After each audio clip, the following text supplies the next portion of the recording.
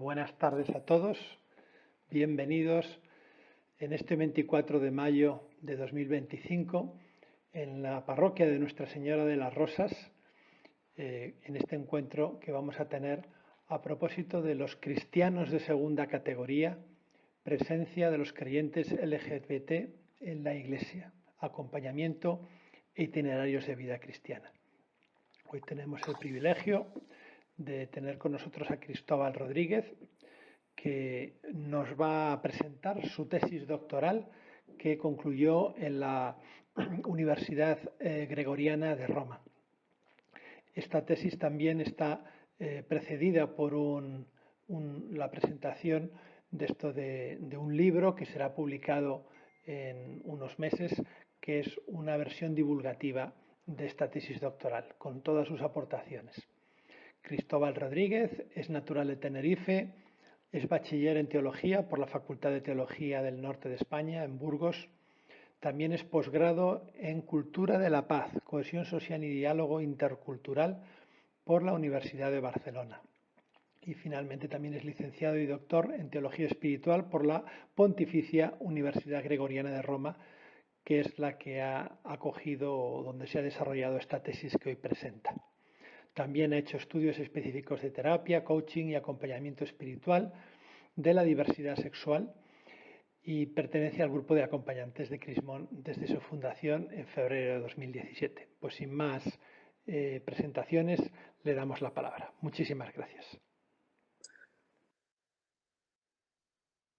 Gracias, Alberto, y gracias a todas y cada una de las personas que han pensado que les podía acompañar en la reflexión de esta tarde.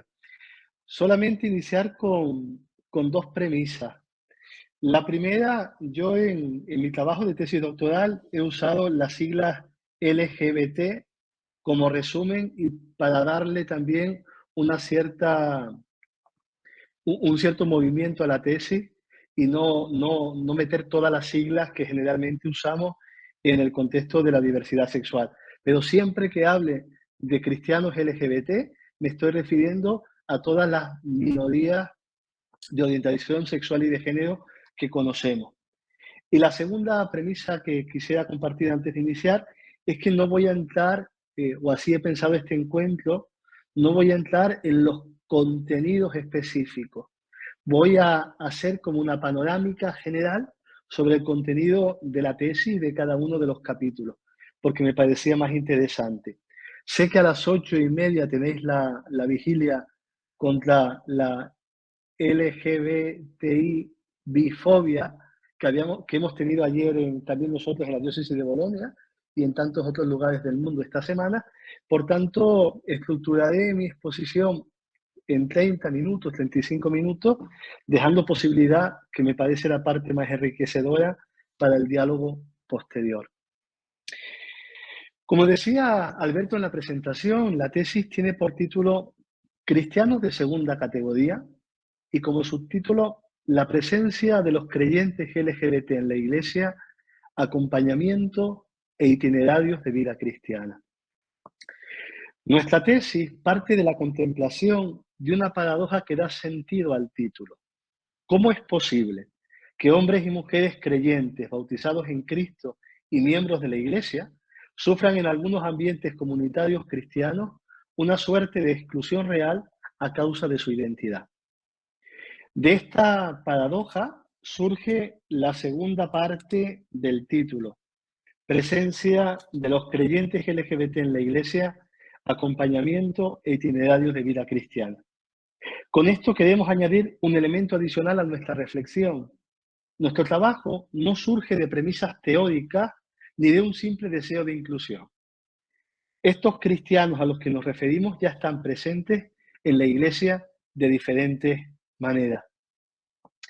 Objetivo de nuestra reflexión. El primer objetivo de nuestro trabajo es demostrar que la experiencia de transformación espiritual de una persona LGBT no difiere de la de otra persona bautizada. Simplemente tiene una serie de características que la hacen propia y que deben tenerse en cuenta al discernir e implementar un proceso de acompañamiento espiritual. Para ello tendremos que intentar desentrañar qué entendemos por identidad en una persona LGBT y separarlo de los prejuicios a científicos y patológicos con los que se ha tratado en el pasado la realidad, sobre todo de la homosexualidad. Otro objetivo de nuestra tesis es destacar lo que la pastoral de la diversidad sexual ya está haciendo en diferentes lugares del mundo. El conocimiento de las diferentes experiencias pastorales nos ayuda a reflexionar sobre los pasos a seguir en el acompañamiento e integración de esta realidad. El capítulo, este es el esquema de cada uno de los capítulos, si quieren después nos detenemos.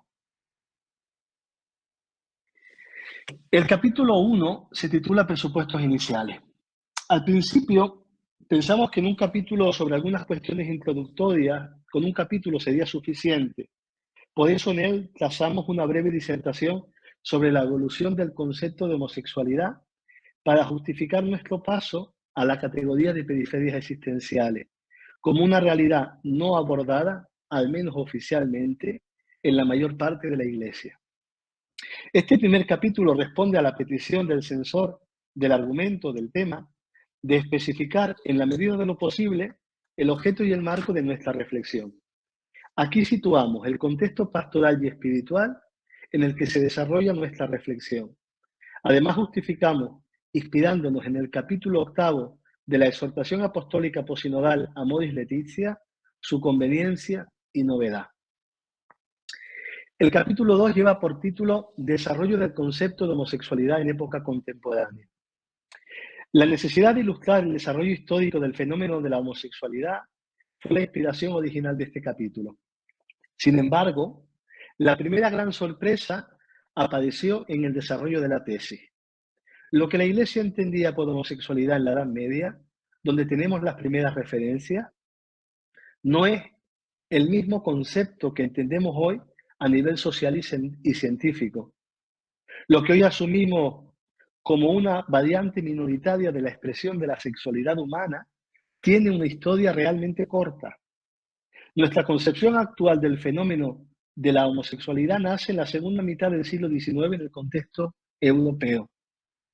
Tiene su origen específico en Alemania con personas como Karl Heinrich Ulrich y se desarrolla en el contexto del nacimiento de la psicología y la sexología como ciencia. En concreto, el término homosexual nace aquí en este momento. Por lo tanto, debemos comenzar afirmando una cierta discontinuidad. Si no es el mismo fenómeno, porque no se considera el elemento identitario, nos preguntamos, ¿cómo podemos sostener que en la Iglesia existe un discurso unitario, sólido e inmutable sobre el tema? Y sobre todo, ¿cómo podemos seguir justificando a partir de este presupuesto, carácter unitario, algunas prohibiciones que permanecen hasta el día de hoy? ¿Cómo podemos seguir responsabilizando a la persona por algo que no eligió? El primer reto importante de nuestra tesis es demostrar la evolución histórica de la concepción de este fenómeno, sobre todo porque al profundizar en el elemento identitario, nos aleja de concepciones superadas por la ciencia, como la visión de la homosexualidad asociada a un estancamiento del proceso evolutivo o la maduración de la persona. Generalmente, la concepción patológica de la homosexualidad se sustenta en las teorías de Sigmund Freud, quien hacia el final de su obra ya parece reconocerla como una variante minoritaria de la expresión de la sexualidad humana. En segundo lugar, nos permite reflexionar sobre lo innato y lo adquirido. Si el elemento identitario forma parte de la persona como algo dado, no es modificable en sí mismo. Solo podemos actuar sobre aquellos elementos que llevan a la persona a vivir una forma distónica de relación consigo misma y con los demás. Si aceptamos esto, las pseudoterapias disfrazadas de espiritualidad que pretenden sanar la homosexualidad carecen de sentido. Para comprender el porqué de ciertas preferencias metodológicas y terminológicas en algunos documentos de organismos supranacionales como la ONU, es preciso conocer el pensamiento filosófico que está a la base y desde el cual se formulan. Resulta útil acercarse a los estudios de género que responden al término inglés gender. Podría resultar un tanto pretencioso hablar de una ideología de género organizada y sistemática. Este concepto ha sido introducido en el magisterio reciente por algunos de los denominados teólogos antigénero. Si un elemento caracteriza a los gender studies es la falta de homogeneidad, siendo una de sus características la pluralidad de aproximaciones a la realidad de género. Conocer y dialogar con las distintas corrientes de pensamiento que lo inspiran, en el momento de cambio de época y paradigma en el que nos encontramos, permite encontrar claves para un nuevo diálogo antropológico. Para este diálogo es necesario asumir la clara conciencia de que el sujeto personal actual es radicalmente diferente al de otros momentos históricos. Tiene sus propias características y formas de acercarse a la realidad de sí mismo, de los demás y de Dios. Los elementos que se refieren al cuerpo y las emociones no solo son importantes, sino fundamentales en la comprensión que se desarrolla de sí mismo. En este sentido, incluso el valor dado a la expresión sexual y a las relaciones interpersonales podría ser diferente al de otras épocas. Lejos de llevarnos a una actitud defensiva ante una presunta amenaza a nuestros fundamentos teológicos, esto debería abrirnos a la oportunidad de una respuesta más adecuada y creativa al hombre de hoy. Y esto, movido por el principio de la encarnación, a través del cual la Iglesia ha buscado presentar el mensaje cristiano de la manera más fiel posible, teniendo en cuenta las características particulares de los destinatarios. La contribución de Amoris Laetitia a toda nuestra reflexión, que podemos concretar en la búsqueda del bien posible en situaciones imperfectas, con la clara conciencia de que la realidad es más importante que la idea, nos permite articular desde la espiritualidad ignaciana un discernimiento para acompañar e integrar la experiencia espiritual de todos los creyentes. Por ello, del capítulo 8 de Amoris Laetitia tomamos los 3 verbos como hilo conductor de nuestros capítulos posteriores: discernir, integrar y acompañar. Capítulo 3: vivencia cristiana y homosexualidad, discernimiento. Una vez que hemos afirmado el concepto de identidad en relación con las personas LGBT, el siguiente desafío que enfrentamos es legitimar su experiencia espiritual. Dado que el estudio de la experiencia de transformación del creyente es el objetivo de la teología espiritual, que es la disciplina desde la cual nos acercamos, hemos tratado de centrarnos en la experiencia de acceso al misterio por parte de los creyentes LGBT y sus características auténticas. Creemos que una de las dificultades para abordar nuestro objeto de estudio por parte de la Iglesia podría ser el énfasis excesivo puesto en los actos homogenitales. Sin embargo, el elemento de la identidad en sí mismo no puede ser objeto de juicio moral porque la persona no lo elige. En el caso de las personas LGBT, uno de los desafíos para la Iglesia es ayudarlos a tomar conciencia del pecado actual, separándolo de una concepción integral pecaminosa o errónea de sí mismo, debido al hecho de ser homosexuales. Solo así podemos legitimar la experiencia de fe de una persona LGBT. Como cualquier otra persona bautizada, el creyente LGBT está sujeto a un proceso de crecimiento, transformación y desarrollo de su vida en Cristo. En esta tarea, el discernimiento y el acompañamiento se convertirán en 2 mediaciones al servicio de este objetivo de progreso de la vida en el Espíritu. El discernimiento no es solo un ejercicio humano de introspección y análisis interior. En la perspectiva a la que nos referimos, se convierte en un auténtico ejercicio de fe porque busca ante todo escuchar la voz de Dios a través de las circunstancias históricas que vivimos. Es la realidad concreta, iluminada por nuestra experiencia de transformación y encuentro con el Señor, el lugar concreto desde el cual Dios nos habla y nos invita a interpretar todo lo que surge en nuestra vida. El discernimiento en clave ignaciana es ante todo una disposición interior no solo a escuchar, sino a moldear nuestra vida a partir de lo escuchado. Implica el esfuerzo necesario para eliminar los obstáculos que impiden que Dios guíe nuestra vida el principal de los cuales es la resistencia habitual a dejarnos llevar. También se discierne a partir de la vocación personal. Este es el principio más íntimo de la llamada y la razón de nuestra existencia. Es el modo propio de comunicarse de Dios con cada uno.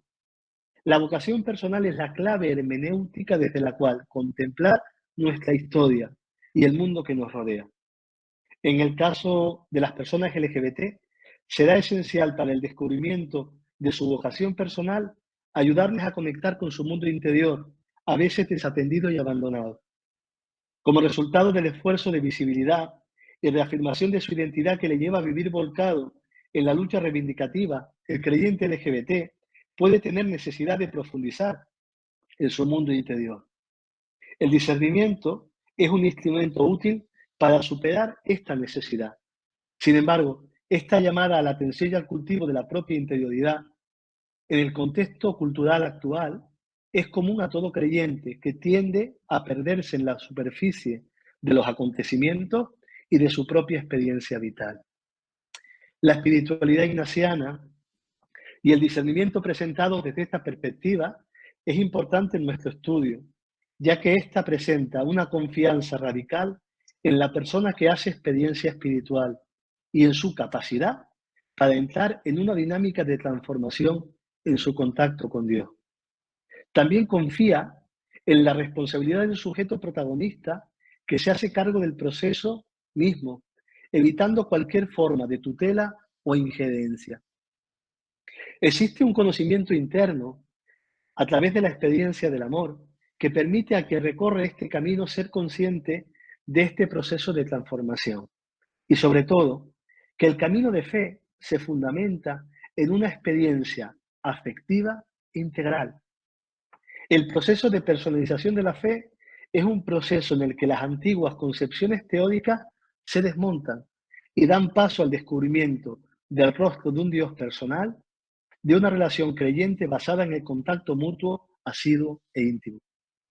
Este proceso transformador genera en la persona que lo experimenta un profundo sentido de gratitud y confianza, que le permite releer la vida de sufrimiento y trabajo interior como algo necesario para llegar al momento actual en el que se encuentra. En el caso de las personas LGBT, sentirse amadas en su totalidad, en la totalidad de lo que son, por un Dios que no juzga a priori y que creó todo según su bondad y sabiduría, es una experiencia que revoluciona la existencia. Es de recordar que en muchas ocasiones la persona LGBT trae consigo una serie de prejuicios e ideas negativas que conducen a una subestimación de sí misma y al deterioro de la imagen de sí. Estas, en parte, son producto de la educación y el entorno social. También puede desarrollarse una imagen falsa de Dios y de lo que significa la relación con Él. Poner en contacto creador y criatura, como nos dirá San Ignacio en los ejercicios espirituales, será fundamental para activar este proceso de transformación en las personas LGBT. El conocimiento interior, el conocimiento a través del camino del amor, se convertirá en el espacio de libertad de la persona y la fuente de su alimento espiritual. También ayudará en situaciones límite y en casos de conflicto con la norma o la institución a seguir nutriendo los cimientos, el sustrato fundamental de la vida interior. En cuanto al discernimiento, no podemos olvidar que en sentido cristiano no es un ejercicio al servicio del éxito o el triunfo personal. Discernimos para encontrar en Dios el sentido más profundo de nuestra existencia y respondemos generosamente al magis, a lo que nos empuja a una mayor y más grande experiencia del amor. Pero el discernimiento no es solo un ejercicio individual. Se desarrolla en el contexto eclesial y se convierte en una verdadera mediación comunitaria. La figura del acompañante será fundamental. Por ello, en nuestra reflexión, el discernimiento y el acompañamiento van unidos. El acompañamiento nos abre a un camino de relación y alteridad en la vida espiritual, que nos libera del peligro del subjetivismo. Lo que vivimos y experimentamos se materializa en la Iglesia, en la persona del acompañante. donde encontramos el canal de expresión y comunicación de esa misma experiencia. Capítulo cuarto, se hace camino al andar. Creo que no lo he dicho al comienzo, son 5 capítulos. La integración de la realidad de las personas LGBT en la Iglesia es un proceso en desarrollo. Esto implica, para una parte de la Iglesia, una profunda reflexión antropológica y una relectura de la tradición a la luz del momento actual y de los descubrimientos científicos sobre la persona.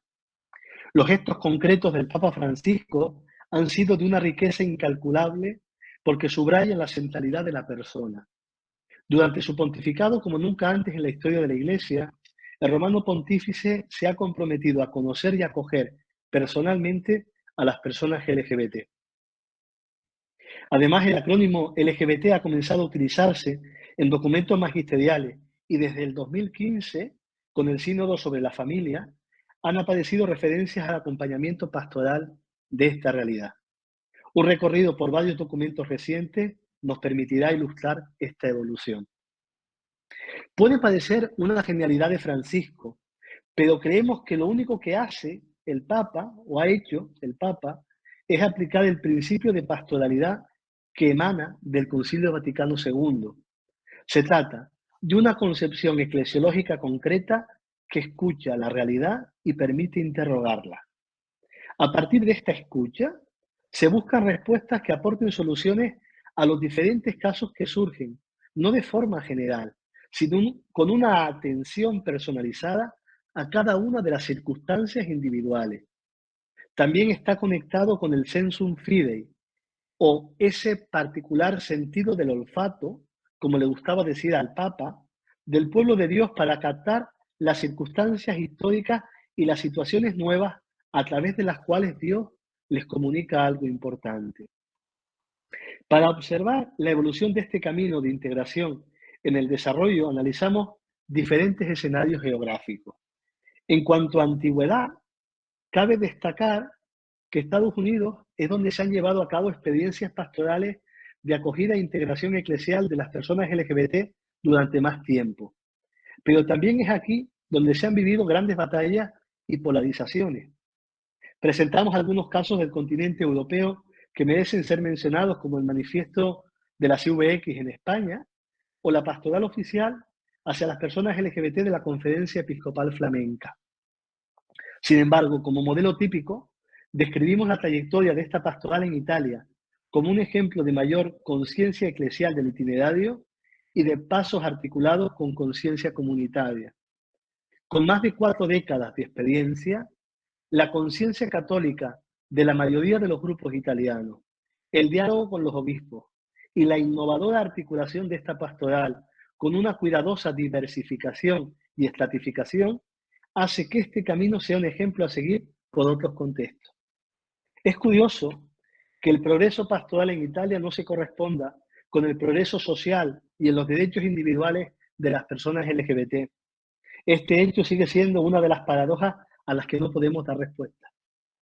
A pesar de la riqueza que supone la existencia de grupos pastorales específicos para cristianos LGBT, creemos que la diócesis y las parroquias, la pastoral ordinaria, son el ámbito desde el que seguir avanzando en este camino.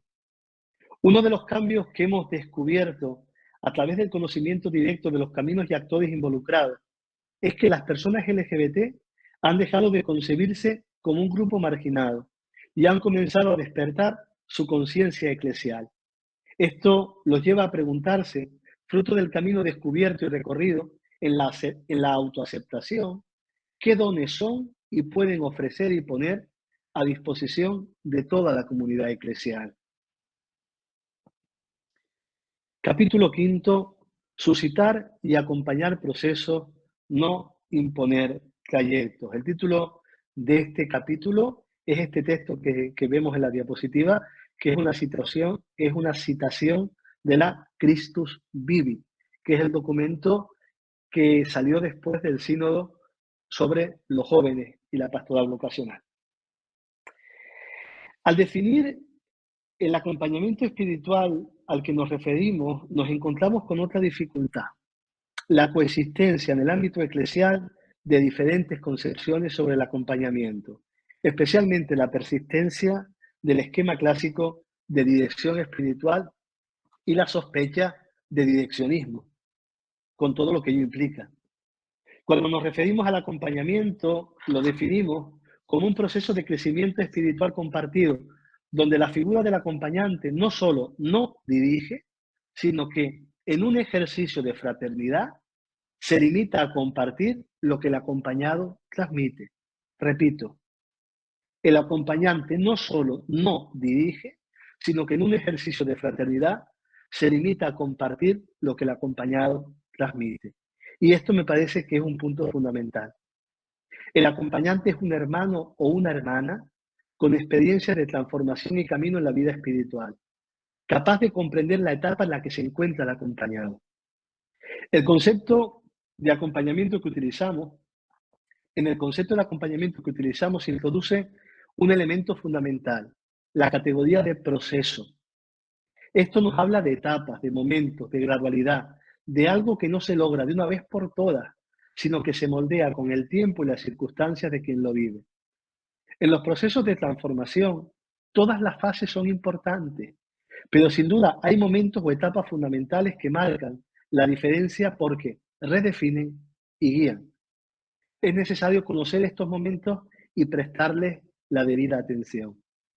En el caso de las personas LGBT, será esencial tener presente algunos momentos por sus implicaciones en el universo integral de la persona que los vive.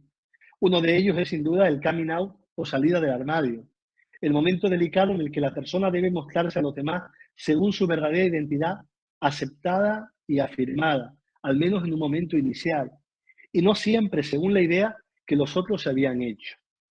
A reafirmar la propia imagen de sí, también la experiencia de Dios adquiere nuevos matices. Además, definimos nuestro concepto de acompañamiento como ignaciano, porque es el itinerario que surge no solo de la experiencia personal de San Ignacio de Loyola, sino del proceso de transformación de la vida cristiana propuesto por él en los ejercicios espirituales. Es fundamental partir en el acompañamiento de lo que llamamos el principio de realidad. Es cierto que en cierto punto del proceso tendremos que presentar el ideal hacia el cual orientar nuestra vida, pero este no puede ser un a priori que condicione el camino de la persona. Además, el concepto de acompañamiento que presentamos tiene un carácter afirmativo que pone todas las fuerzas del sujeto al servicio de un encuentro, el encuentro transformador con el misterio y, en consecuencia, al servicio del propio crecimiento en la vida de fe o de respuesta creyente. También presentamos la valiosa contribución de la reflexión de dos jesuitas, la primera del jesuita italiano padre Giuseppe Piva, sobre la forma concreta de acompañar a las personas LGBT que surge de la experiencia de los ejercicios espirituales. Con características definidas, nos advierte sobre algunos peligros de posibles abusos en cada una de las etapas del progreso espiritual de la persona. La segunda contribución del jesuita estadounidense James L. Empedeu, que enfatiza la evolución del yo personal y a partir de ahí establece una serie de etapas. Él dice que la evolución en la vida espiritual de una persona LGBT pasa por tres etapas: la etapa conformista, la etapa consciente y la etapa interindividual. En cuanto a la cuestión de los agentes del proceso de acompañamiento, debemos comenzar con una sorpresa. Se trata de la disparidad en la literatura existente entre las características del acompañante y las características de la persona acompañada. En cuanto a las disposiciones fundamentales que abren un proceso de acompañamiento en la persona acompañada, existe una bibliografía mucho menos específica. Quizás, y es una hipótesis mía, se deba a la excesiva patologización de la relación de ayuda, donde de forma más o menos consciente la persona acompañada es una persona, o se piensa que es una persona a tutelar, no protagonista de su propio proceso. En cuanto a la persona del acompañante, al igual que para otros creyentes, en el caso de quien tiene la misión de acompañar a las personas LGBT, creemos que 3 características son fundamentales: un mínimo de madurez e integración psicoafectiva, una apertura al espíritu y una formación mínima en este campo específico. Respecto a la primera característica, un mínimo de madurez e integración psicoafectiva, cabe señalar que no todos son aptos para acompañar a creyentes LGBT. Si en general este mínimo de madurez e integración es esencial en cualquier caso de acompañamiento, en el caso de las personas LGBT lo es aún más por varias razones.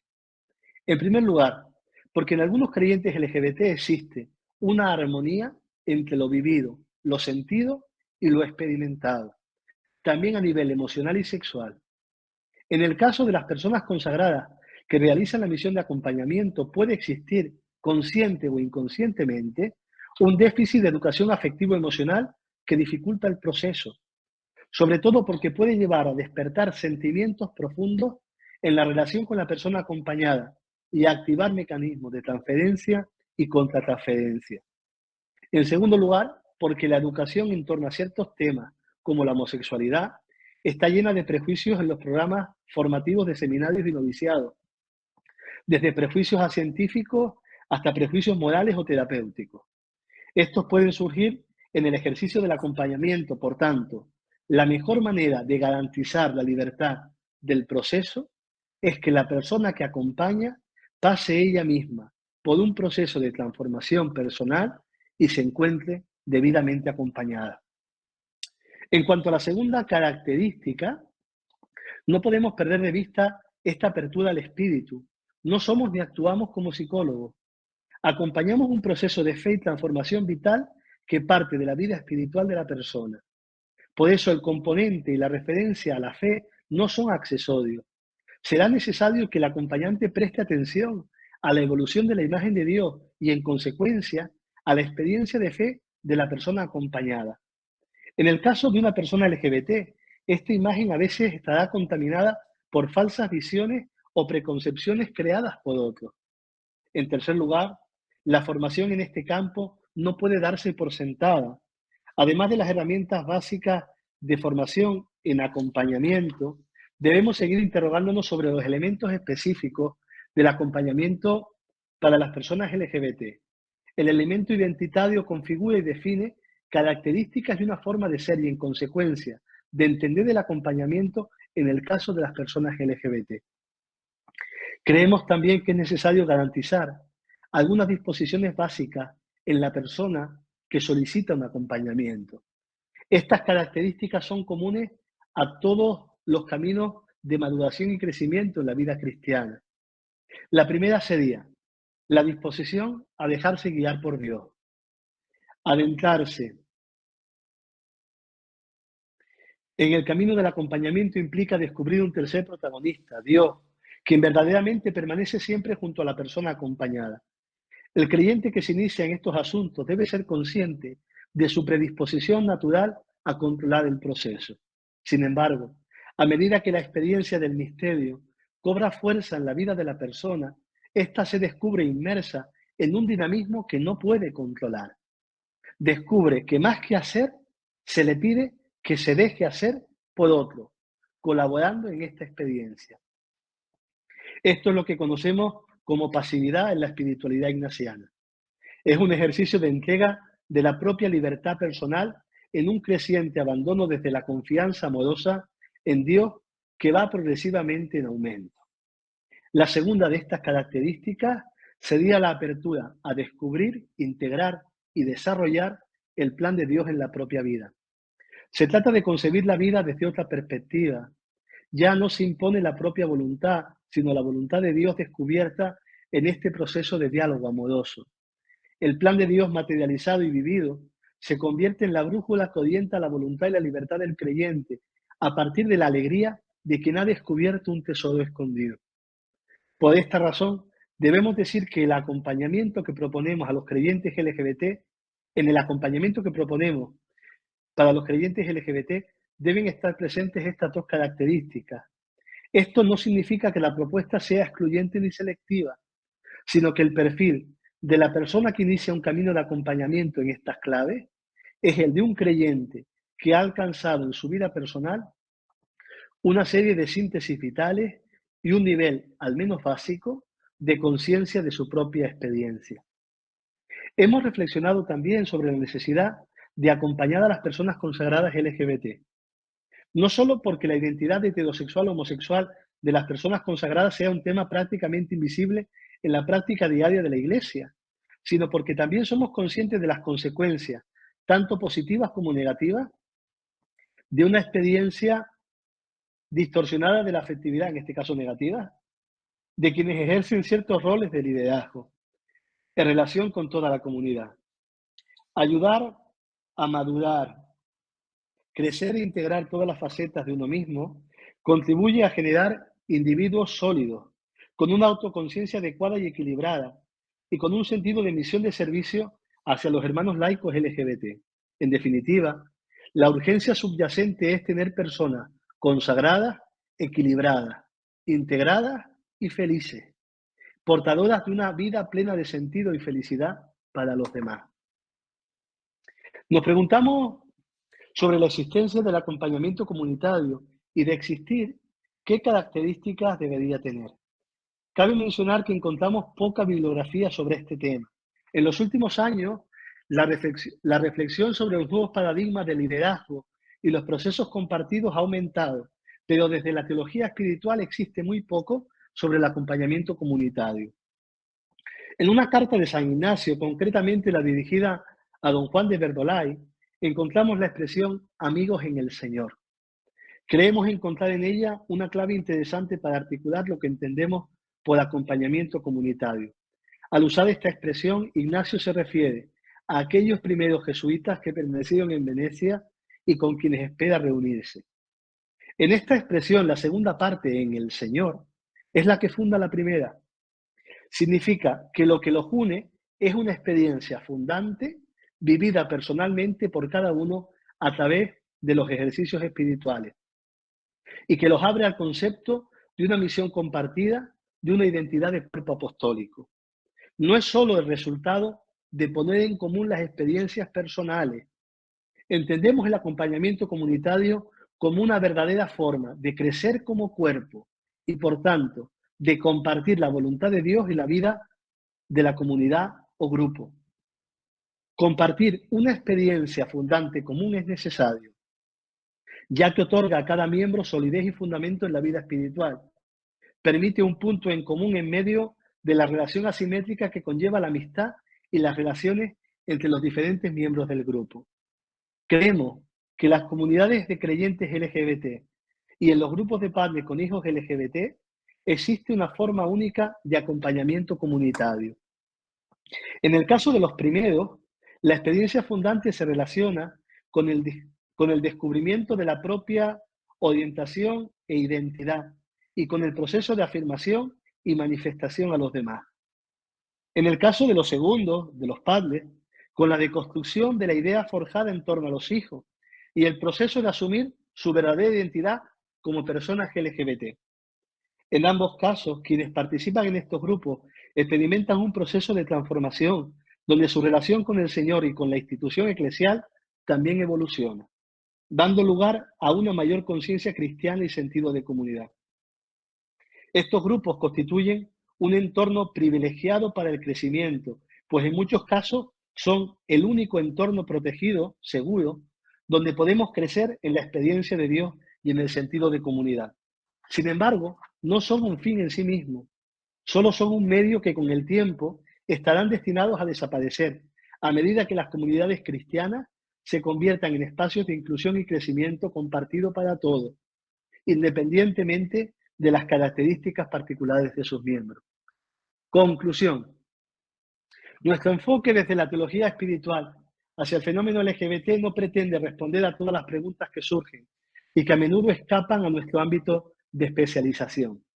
La sexualidad humana es un fenómeno complejo y rico. Simplemente pretendemos llamar la atención sobre los procesos de evolución de la vida espiritual que se dan en las personas LGBT y que de alguna manera contribuyen a consolidar su conciencia de ser hijos e hijas, hijes amados de Dios. Ayudar a crecer en la vida espiritual no solo permite al creyente ser libre, sino también posicionarse desde un rol adulto en la misión compartida de toda la comunidad eclesial. Creemos que al ayudar a las personas LGBT a crecer como cristianos adultos en la fe, corresponsables en la comunidad eclesial, podemos también ayudar a la Iglesia a seguir profundizando su acercamiento al significado de la identidad personal de cada creyente y sus diferentes expresiones. Una de las limitaciones que se encuentran fácilmente, se puede detectar en nuestra tesis, es todo lo relacionado con la expresión sexual. La falta de conocimiento, por mi parte, en teología moral, lo sitúa fuera de mi marco de competencia, pero sería interesante profundizar en las consecuencias en la vida espiritual de las experiencias afectivas y de pareja en las personas LGBT. Y hasta aquí mi exposición. Gracias.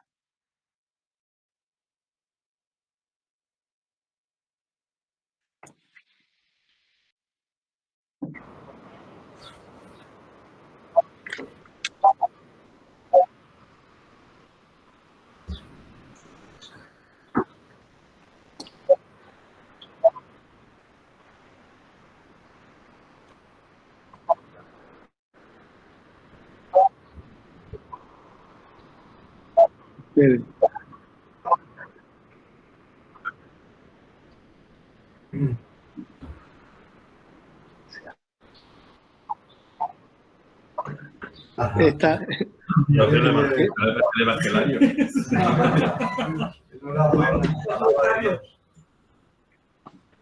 Ostras.